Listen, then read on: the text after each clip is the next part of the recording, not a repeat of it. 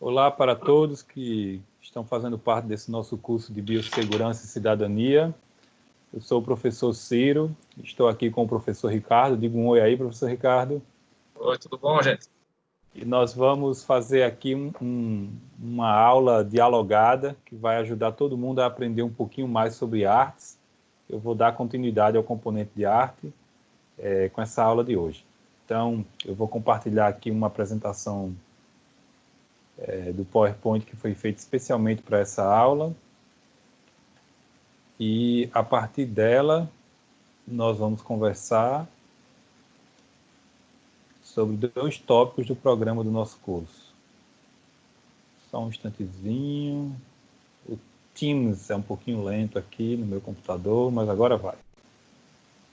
Compartilhei. Já visualiza, professor Ricardo?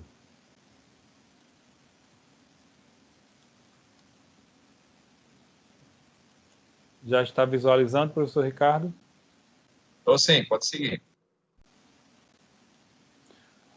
Muito bem, nós vamos dar continuidade aí, não é? A aula 2 do nosso componente de arte, e os tópicos que nós vamos estudar são esses 2 aí, História da Arte e Arte nas Pandemias, e eu sou o professor Ciro Soares.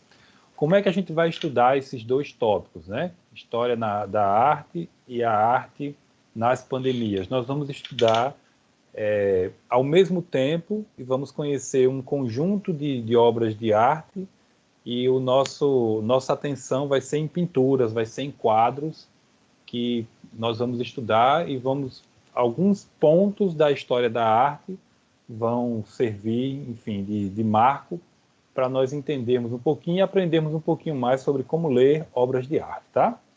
Então, a nossa aula, ela vai ter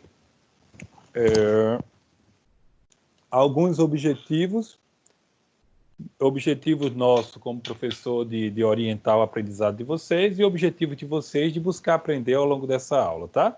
E quais são esses objetivos? O primeiro é perceber diferentes formas de representar a presença de pandemias na história da arte, e essas diferentes formas são referencial, icônica, simbólica, imaginária, criativa e engajada, que é o que eu vou explicar em diálogo aqui com o professor Ricardo a cada uma das obras que nós formos lendo, tá? Um outro objetivo é compreender, e busquem isso junto comigo, compreender relações entre frente e fundo e a presença de linhas, formas e textura em artes visuais de diferentes momentos e estilos da história da arte na representação artística de pandemias. Vocês vão ver um conjunto de obras e eu vou chamar a atenção para elementos que a gente pode ver, captar pelos olhos, mas pode não perceber mentalmente, não constituir o conjunto, e eu vou tentar chamar a atenção para ajudá-los nisso também, tá? E o terceiro objetivo nosso de aprendizagem é perceber a presença de linguagem dos quadrinhos e do grafite em obra de arte engajada. Vai ter um exemplo e a gente vai refletir sobre isso. Como pode-se ver, não é uma aula em que nós vamos, assim, memorizar tópicos. Claro que vai ter um conjunto de coisas que tem de ficar na mente da gente como memória, mas é uma aula em que eu espero que, a partir dela, eu e vocês possamos ler melhor um objeto de arte que chega à nossa frente, tá? Então, vamos lá. Não passou. Não passou, professor Ricardo.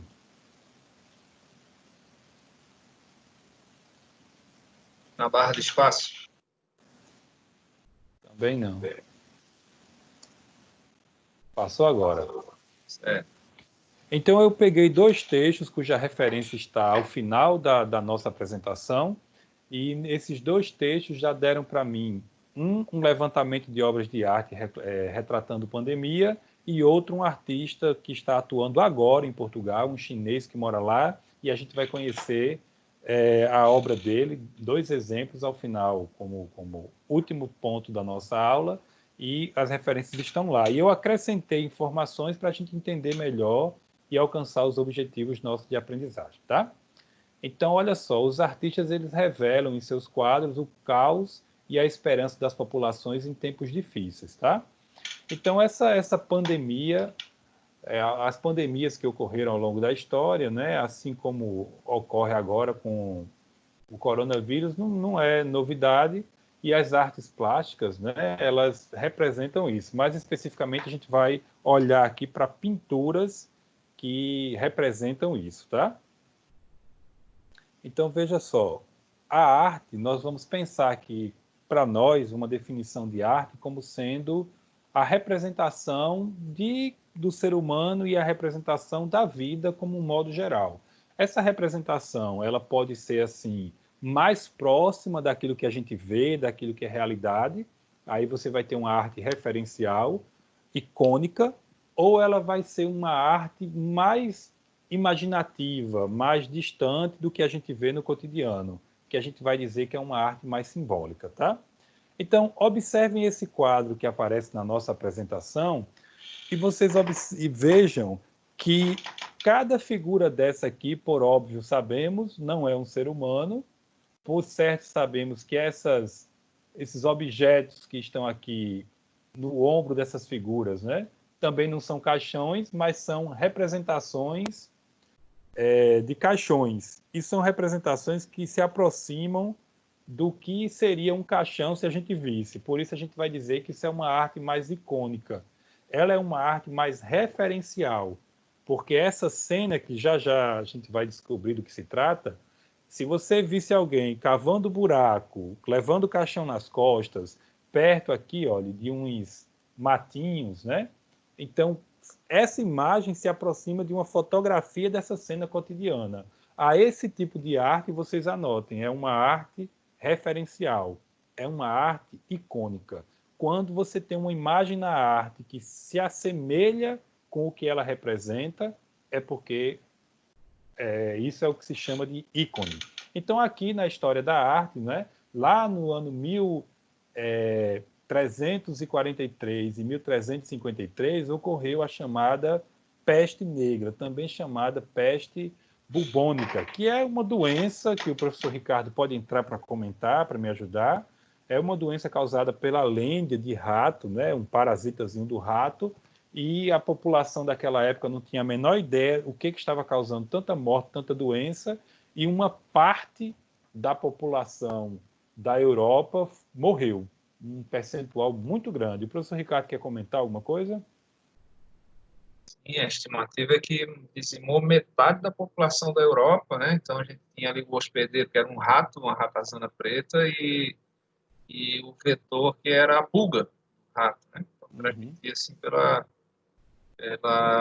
pelo inseto, né? Peste negra, ou peste bubônica. Então, nessa época, é isso. Quer dizer mais alguma coisa, professor? Não, só isso, né?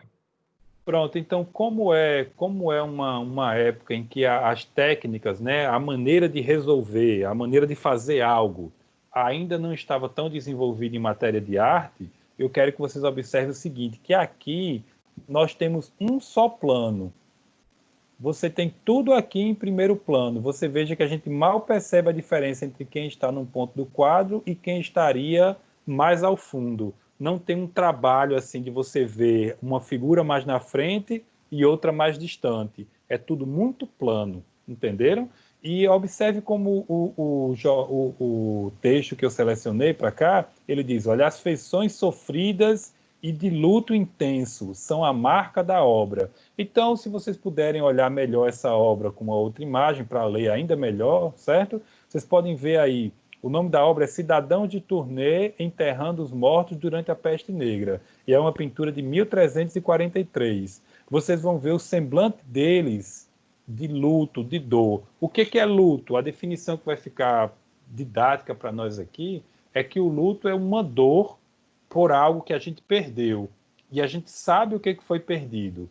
Isso é o luto, tá? A melancolia, que é uma das palavras para se dizer depressão, é uma dor, é um mal-estar por algo que a gente perdeu e não sabe o que é. O primeiro grande estudo a respeito disso, Luto e Melancolia, de Sigmund Freud, vocês podem encontrar na internet.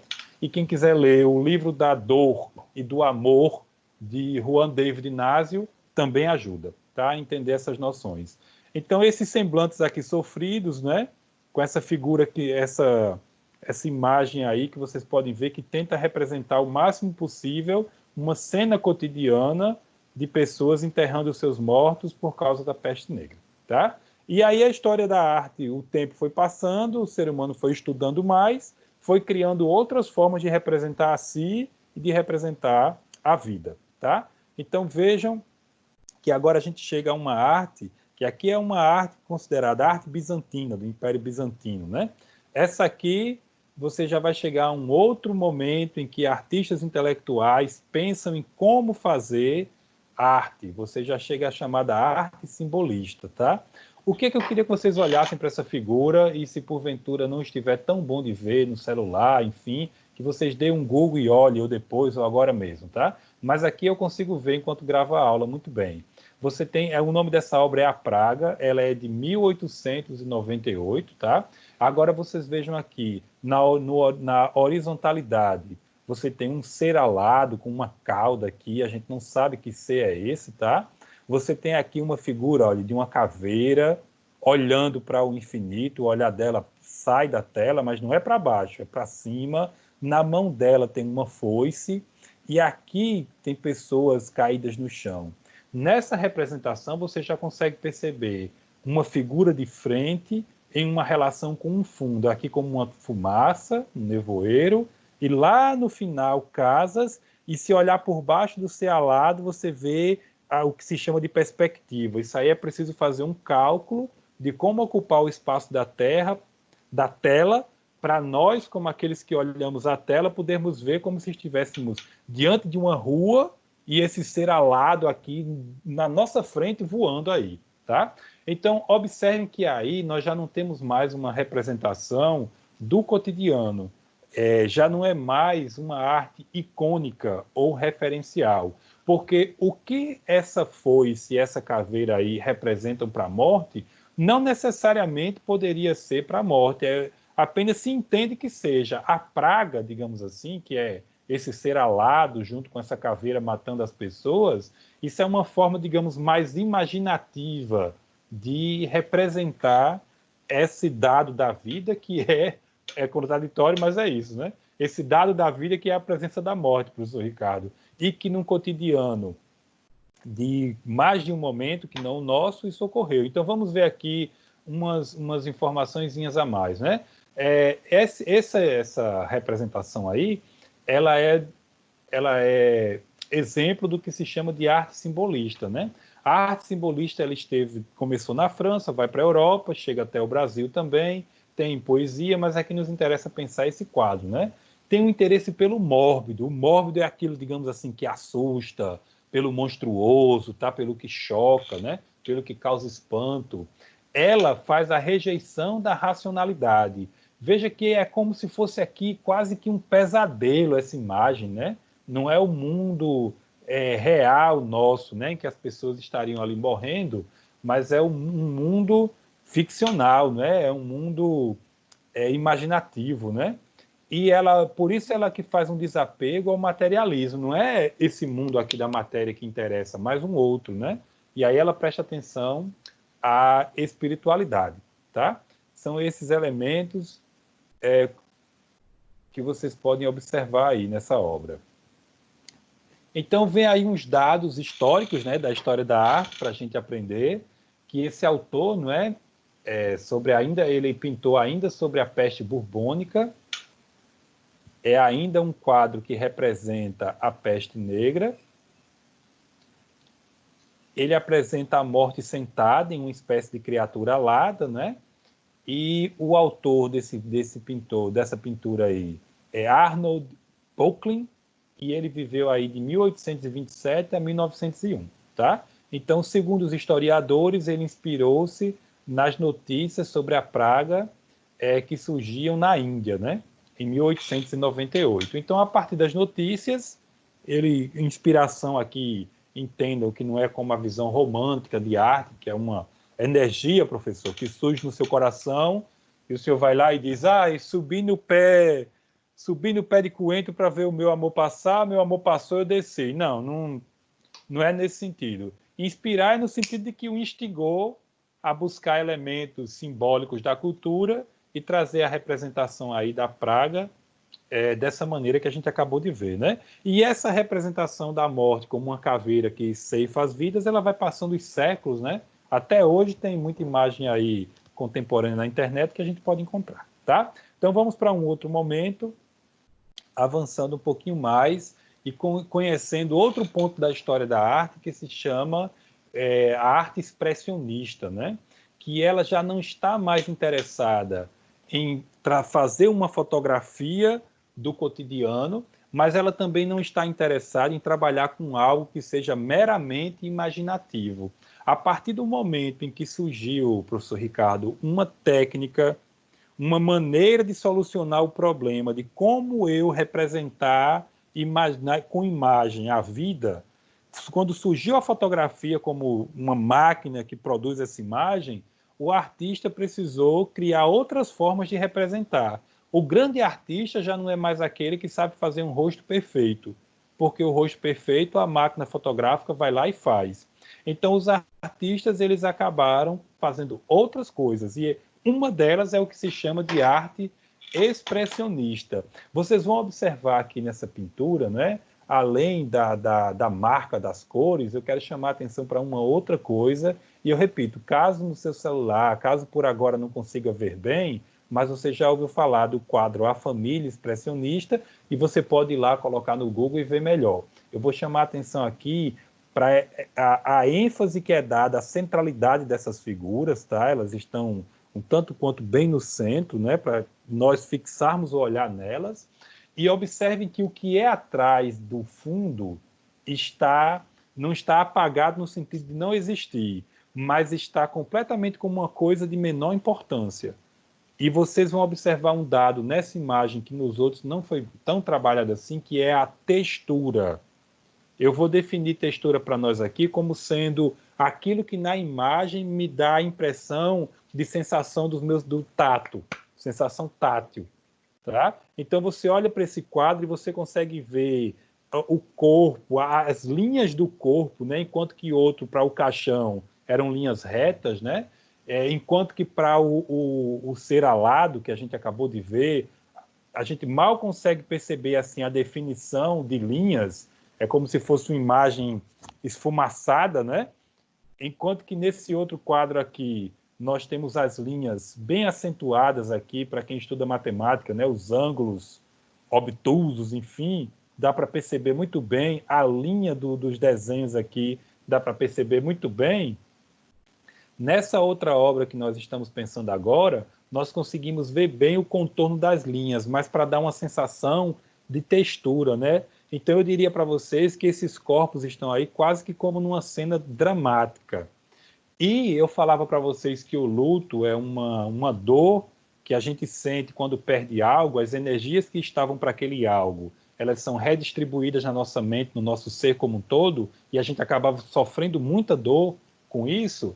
E eu dizia que a melancolia é uma dor por uma perda que a gente não sabe qual é, e aí eu digo para vocês que diante da pandemia, diante da mortandade que esse quadro representa, esse olhar dessa representação de mulher aqui, deslocado do centro, indo para fora da tela, perdido na tradição das artes visuais, das artes plásticas, da pintura, enfim, isso simboliza a melancolia, a perda do eu, a tristeza. E olha que contraste, né? Tem uns pontos aqui de centralidade que em outros quadros não tem. O olhar aqui representado, fixado em nós espectadores, né? Como que nos chamando para olhar essa condição humana aí decaída. Não é à toa, professor, que eles não estão de pé, eles não estão eretos, né? Eles estão decaídos, como que já não houvesse desfalecidos, como que já não houvesse mais força. E eu vou me empolgar na parte que já não é mais análise, é interpretação, né? A partir do que eu vejo, eu posso completar a obra com a minha impressão, com a minha percepção. Não tem, eu diria, professor Ricardo, que não tem nada para representar mais o ser humano desprotegido do que a nudez, né? Você dizer, alguém está nua porque está completamente desprotegido, né? Na história lá de que inventaram que tinha uma roupa e o rei, na verdade, estava nu, quando alguém disse o rei está nu, é quando ele está mais desprotegido, né? Então está aí. Não ficou muito claro essa parte do que eu estou dizendo? Depois procurem, né? A roupa nova do rei, para ficar mais claro, eu me empolguei. Então vamos fechar aqui essa parte dizendo que o nome do pintor dessa obra aí é Egon Schiele, não sei nem de que língua é essa, tá? Então não digo muito bem, mas ele representou aí nesse quadro um momento, né, do surto de gripe espanhola, que na verdade é gripe espanhola, mas ela nasceu em outro lugar que não a Espanha, mas ficou muito evidenciado na Espanha, tá? Então não é uma gripe que começou na Espanha. Então o que acontece? Essa representação aí, ela traz para nós uma história bem triste, tá? Que ele fez essa pintura, né? E ele enviou uma carta. Ele enviou a carta para a mãe dele, né? E aí tem o trechinho da carta que o texto publicou e a gente vai ler. Querida mãe, Schuyler, Edith pegou a gripe espanhola há 8 dias e está com pneumonia. Inflamação lá, né? Dos pulmões. Infecção dos pulmões. Ela está grávida de 6 meses. Olha que história triste. A doença é muito grave e com risco de morte. Estou me preparando para o pior. Então, a esposa do artista, Edith, ela morreu 2 dias após o envio da carta e ele morreu 4 dias. Então, veja que esse não é o primeiro momento da nossa história que é marcado por tantas tragédias que os números, professor Ricardo, nessa visão neoliberal, individualista da vida, os números acabam fazendo com que a gente fique insensível. 1000 de um dia para o outro e a gente não tem um clamor público diante da indiferença que a gente assiste do poder público brasileiro em muitas instâncias aí, vacilando diante disso. Mas vão virando nomes, né? Vão virando nomes. Quando a gente personaliza, quando a gente vê que cada pessoa dessa que morre era a pessoa mais importante para outra pessoa, a gente vê como é algo digno de ser levado a um tribunal internacional, aqueles que são responsáveis por negligenciar os cuidados que estão gerando tantas mortes, né? Então esse é o ponto da chamada arte expressionista. E esse aqui é um exemplo de retrato do homem na condição da época do surto de febre amarela que se espalhou aí pelo mundo e matou milhões de pessoas, tá? E não, gripe então, vamos espanhola. avançar. Então, conforme eu tinha dito e reitero como revisão, né, depois que a fotografia é inventada, e ela foi inventada pelo francês Joseph Lipsy em 1826, então depois que ela se propagou, né, o imperador do Brasil, Dom Pedro, gostava muito de fotografia. Se vocês forem ao YouTube, vão encontrar muita foto dos anos 1800 do Brasil, porque ele fotografou ricamente o Império.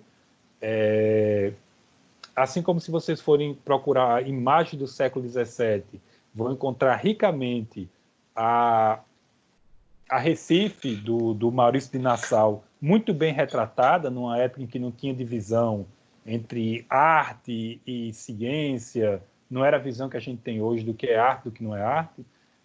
Com a fotografia já não era mais preciso aquele artista que fazia a pintura perfeita. O cara é lá e fotografa, né? Então, a arte se reinventou, digamos assim. A arte criou outras formas de representar, indo além. E aí o expressionismo é um exemplo disso, tá? Então é isso que eu já disse. A fotografia já faz a representação icônica, referencial. O que é o referencial? Você olha para esse quadro e você consegue, a partir do seu conhecimento de mundo, você é um ser humano que vive no Brasil e tem gente morando fora, mas enfim, quando você olha, você vê aí 3 figuras humanas, né? Uma representaria um homem, outra representaria uma mulher, até que se prove o contrário, e outra uma criança. Isso é uma representação e os referentes dessa imagem estão na nossa vida, tá? Agora, para esse artista não ficar como sendo uma coisa inútil, eu vou dizer assim, para ele ter outra função na nossa vida, foi preciso que ele expressasse, aí a palavra expressionista, né? Mais do que a mera representação. Então, o valor da representação substitui a mera representação. E aí você tem a deformação da realidade. Não, olha o tamanho do braço desse sujeito aqui. Olha o bração dele aqui, meio monstro, né? Olha a diferença aqui do tórax dele, na centralidade do quadro, para a perna, como que a perna fosse de um gigantão, né? Então é uma outra forma de apresentar o ser humano deformando para significar, para quem saiba ler, essa condição humana, né? Enfim, numa realidade monstruosa, tá? E é isso. E o elemento da textura que vocês podem ver aí não parece ser humano de carne e osso, né? Parece que eles são feitos da mesma pedra que eu vejo ao redor deles. Parece que eles estão num lugar rochoso. Então, tem esse trabalho com a textura, tá? Então, vamos avançar. E aí nós chegamos à arte impressionista, tá? Com essa arte impressionista, nós temos aqui o exemplo do pintor Edvard Munch. O mais conhecido quadro dele é O Grito. Olhem na internet para conhecer o quanto que é forte aquela imagem, tá? E ele se retrata aí nessa imagem de cabelo ralo, é um retrato dele mesmo, né? A pele amarelada e coberto em uma situação de enfermidade graças à infecção da gripe espanhola. Foi outra vítima, né? Ele criou uma série de estudos. Estudo é você ir planejando como é que você vai pintar, né? Ele criou uma série de estudos, esboços e pinturas sobre a proximidade da morte. Porém, foi um dos sobreviventes da pandemia. Então, o texto que a gente selecionou, que a referência está lá no final, mostra que Munch não morreu, não, ele escapou, né? Então, o autorretrato dele após a gripe espanhola. O que é que faz essa arte impressionista, tá?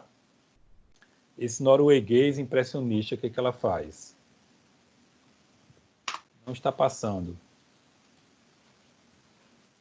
Aí está. Né? Então, esse impressionismo começa na França, no século XIX, e passeia pelo mundo. Tá?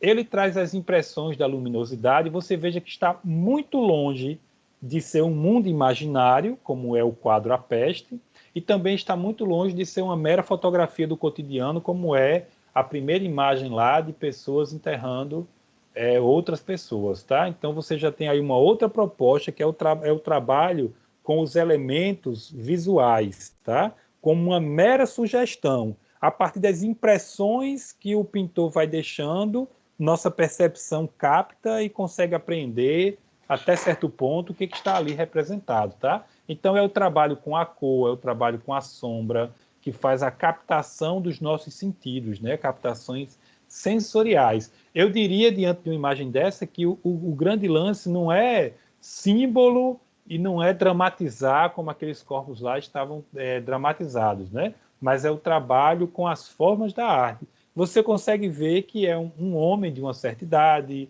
sentado, enfim, e ele faz essa construção impressionista, tá? Ele representa aí o pós-cura da gripe, ele escapou, tá? E aí, o momento A da nossa aula, ele vai se encerrar com essa pintura aqui, com essa representação, que ela faz uma mudança, né? De tudo que a gente já viu antes, mas com muita riqueza também.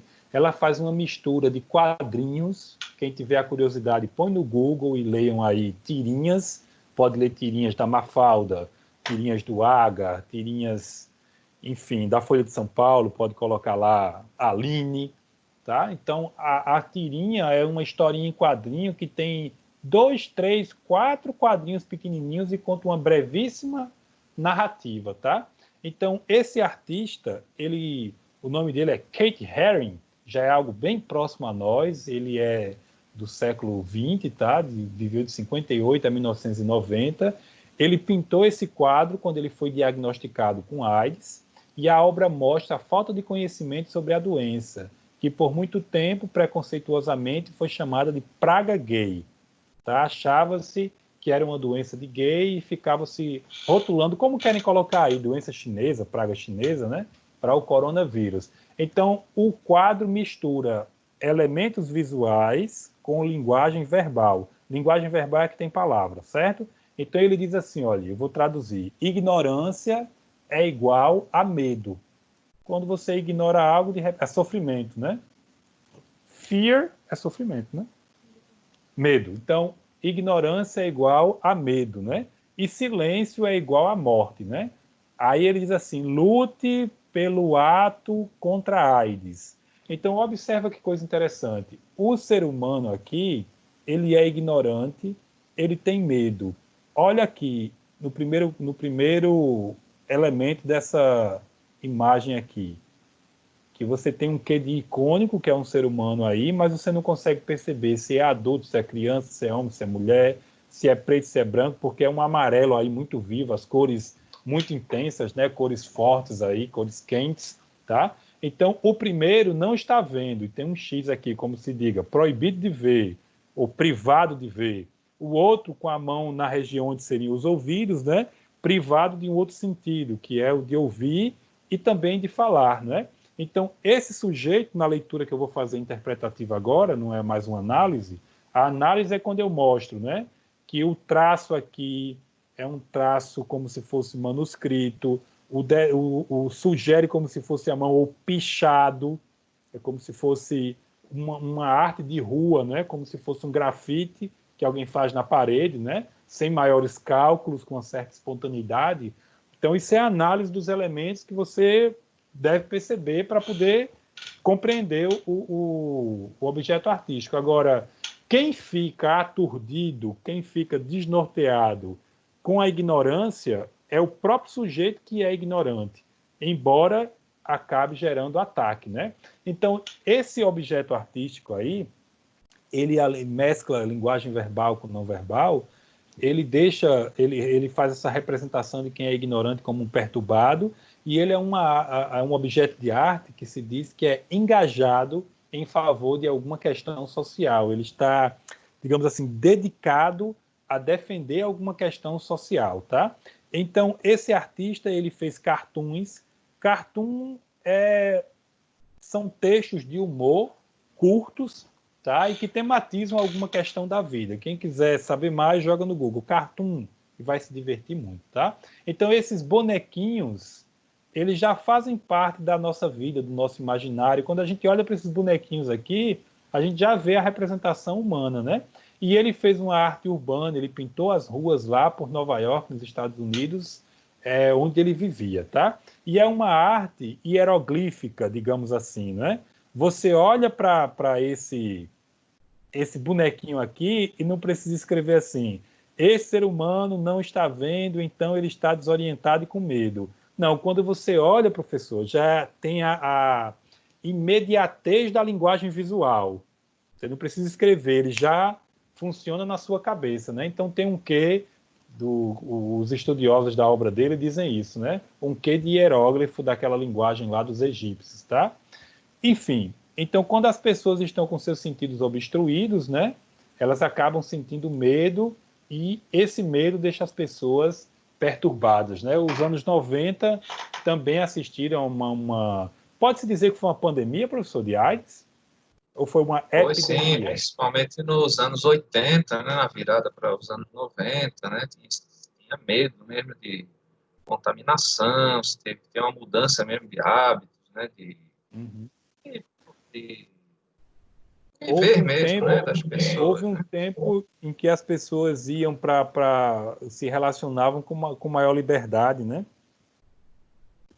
Tu vê que na década de 70 teve essa liberação sexual por conta aí da pílula anticoncepcional, né, principalmente a liberação da mulher, né, Uhum. e aí nos anos 80 disseram que era um castigo, né, para depravação e tal. Teve essa superstição, É, foi? Ah, é. o ser humano sempre com suas loucuras. E Mas, enfim, marcou aqui a morte de grandes nomes, né? Aí o Cazuza aqui no Brasil, né? O uhum, Renato pessoas muito Russo famosas, também, né? né? Renato Fred Russo Mercury. também, Fred Mercury, um cantor conhecido no mundo inteiro, né? Não poupou ricos e levou muitos pobres também. Então esse artista ele foi mais uma vítima da síndrome da imunodeficiência adquirida, né, que é o nome completo de AIDS, e ele acabou morrendo por complicações provocadas por essa síndrome que ataca o sistema imunológico, deixa a gente fraquinho, né? Qualquer coisa mata. E o nome da obra é esse, olha, Ignorância igual a Medo, e ela é de 1989, tá? E aí eu fui buscar na internet só para dizer que aquele finalzinho aqui da obra dele, né, Fight AIDS Act It Up, quem quiser se interessar, põe lá no Google e vai encontrar maiores informações, que era uma ação conjunta mesmo, né, era uma instituição lutando para que se evitasse ter a discriminação por quem era portador do vírus HIV, né? Então, essa arte é uma arte engajada com o movimento social. Agora, nem por isso ela é fraca, ela é uma arte muito criativa e ela é também ativista ao mesmo tempo. Não é só porque você, digamos assim, defende algo e vai fazer uma arte que só sirva para isso, né? Ela também, digamos assim, se uma criança olhar para essa obra de arte, ela não precisa saber nada de AIDS, ela vai achar interessante, ela vai curtir. E um dia, se por acaso nós já não soubermos mais o que foi a AIDS, faz de conta, e o que foi esse acto aqui, ao olhar para isso, ainda assim vai gerar algum prazer, vai ser curioso, querer decifrar o que isso aí representa, o que isso aí pode representar, tá? Então, a obra de arte ela se sustenta pela forma. Eu fiz questão de colocar no Google, entre aspas, grafite rua, coloquei lá e saiu um monte de dados, só para mostrar para quem não conhece, quem nunca viu, o que é um grafite, como pode ser tão bonito e tão elaborado e que às vezes os governantes não valorizam, né? O sujeito vai lá, tira do bolso dele, faz um grafite no muro e alguém vai lá e manda pintar isso, porque diz que não tem valor nenhum, né? Então, o grafite ainda vai ser mais valorizado, certamente, na história da arte. E agora é o ponto B, e um pouquinho mais rápido da nossa aula para concluir, algo que é bem contemporâneo, é de agora, de agora, de agora. Yan Ben, meu chinês, é o chinês brasileiro, ele é um artista chinês que vive em Portugal e que o texto que nós vamos agora comentar diz que ele já faz uma pintura pós-coronavírus, tá? Enfim, ele está morando lá em Portugal, ele saiu da China por causa da poluição, não foi fugindo da pandemia, os filhos já estão falando português e tal, e eu não encontrei muitas pinturas dele na internet, mas eu encontrei duas para trazer. Essa aqui, que eu achei interessante para mostrar para a gente, né? Que se nós pensarmos essa pintura à luz do que nós estamos vivendo agora, né? Nesse momento de 2020, enfim, olha, aqui você tem aqui a moldura externa, certo, da obra, que não é a obra ainda, ou pode-se até dizer que seja.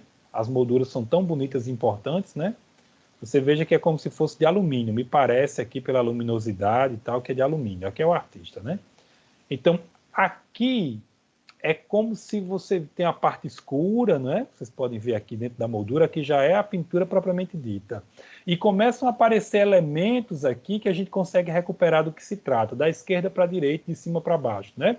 Você tem aqui como se fosse uma figura de um dragão, aqui como se fosse um coelhinho, aqui como se fosse um rato, aqui talvez um ser imaginário, um boi, algo assim.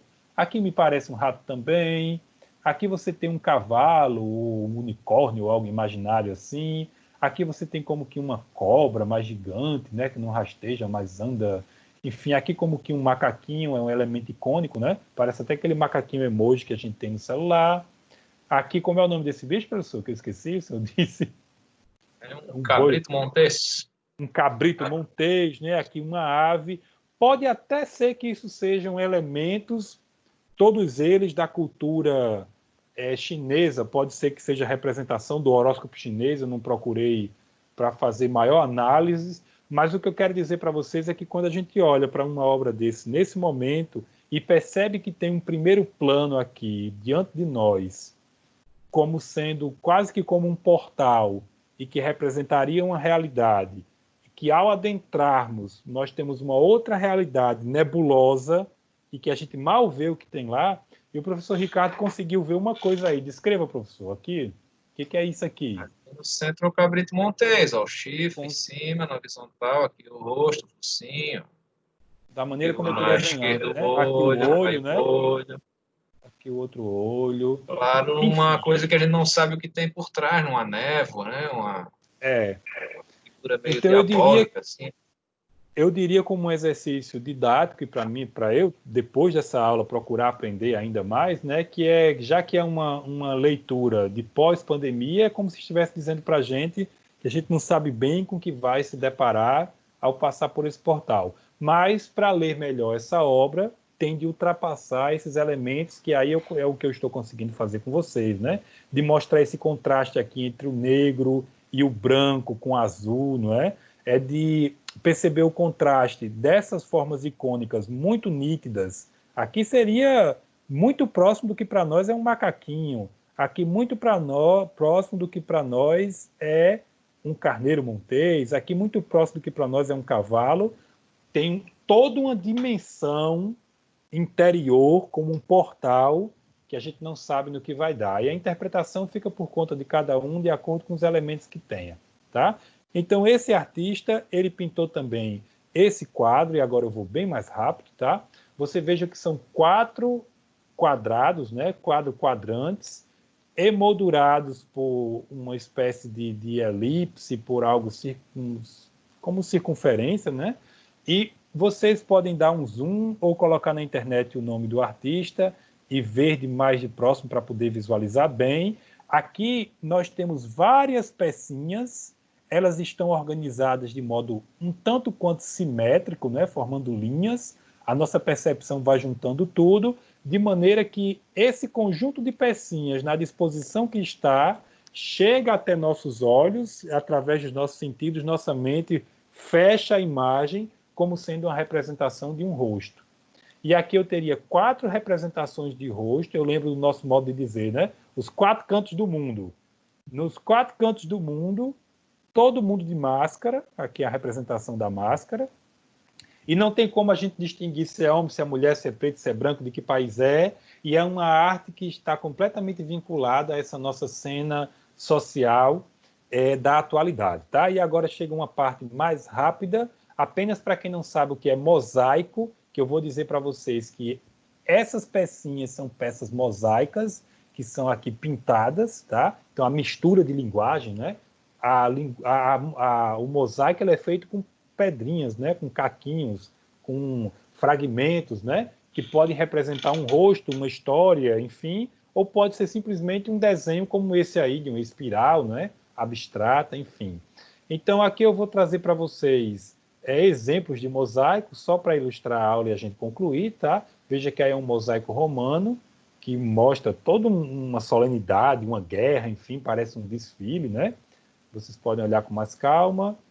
Aqui representando uma caçada, você imagina de peça em peça montar uma representação de uma caça, enfim, aí, de seres humanos versus animais, né? E aí, aqui é um mosaico numa escavação, certo? Eu trouxe para ilustrar como era rica a arte dos mosaicos na antiguidade. O que eu quero dizer com isso é que esse artista, e aí numa aula de educação para as artes é muito importante, ele está numa tradição. Ele não vai lá e simplesmente joga esses caquinhos pintados, pintou lá e pronto. Existe uma tradição em torno da qual ele trabalha, e se eu fosse explorar mais ainda, eu iria poder dizer de elementos de cor, que você pode ver que o quadro se assemelha muito com os elementos com a coloração dos mosaicos romanos, tá? Eu poderia ir aqui com mais calma para ir mostrando isso para vocês, que esse mosaico era uma arte feita para a eternidade, né? Não é uma pintura que algo pode cair e borrar, é uma pedrinha que simplesmente não acaba nunca, né, meu caro? Um milênio e ela está ali, né? E aí você vê a arte desse artista que a gente está vendo como sendo um papel, não é, frágil. O que isso pode representar? Esse próprio suporte, tá? Então ele está dialogando com uma tradição. Eu vou voltar lá para encerrar mostrando, tá? Quando vocês forem ver com mais calma, vocês vão ver que é como um papel, aparenta ser algo muito frágil, mas ao mesmo tempo dialogando com os mosaicos, né? A nossa fragilidade, a efemeridade, tudo hoje passa muito mais rápido, é feito para não durar, né? A arte vai dialogando com essas questões da nossa cena social. Enfim, para concluirmos a nossa aula, vamos aqui, por último, né, como é que é feito um mosaico, né? Até hoje é muito praticado, existe em decoração, né? Vocês vão poder encontrar. E é isso. Eu espero que os nossos objetivos de aprendizagem eles tenham ficado na mente, nos corações de vocês, tá? Que quem não conseguiu captar as partes principais desse nosso encontro, volte e reveja antes de fazer as questões. E, enfim, essas diferentes formas de representar, né, ao longo da história da arte, às vezes mais referencial, ou seja, icônica, às vezes mais simbólica, mais imaginária, às vezes criativa e engajada, né?